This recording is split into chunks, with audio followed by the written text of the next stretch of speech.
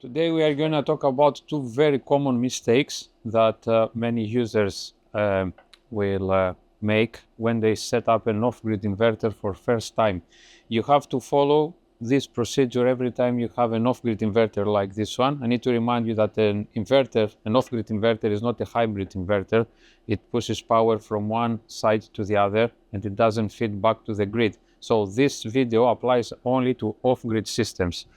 Number one mistake, in menu 5 of our off-grid inverters, you need to use the right BMS protocol. If you don't do that, in a few months' time or even instantly, if you attempt to use a BMS cable, your inverter and the batteries will show up an error. If you don't use a BMS cable and decide to leave the inverter with the default settings, the batteries will never communicate, and in a few months' time, you may have a problem with the battery cells.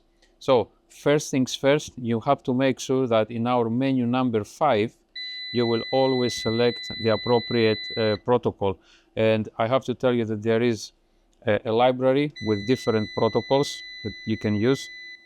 For example, we have the PYL for our Pylon-Tech batteries, LIB, LIC, AGM for the flooded batteries.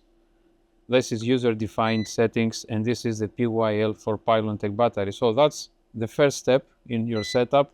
The second important step is the menu 28. In menu 28, I'll show you briefly what is going on there. It's the parallel mode. If you use the inverter as a standalone unit, you don't have to get into the menu 28. It's a single mode. But if you want to put more inverters in parallel to form a single phase or a three-phase system, you need to enter this menu and to select PAL for parallel operation in a single phase, or 3P1, 3P2, or 3P3 if you have a three-phase system. Make sure that always this button, the AC output, in other words, is deactivated. The system will not allow you to make critical changes if this button, the AC output, is switched on.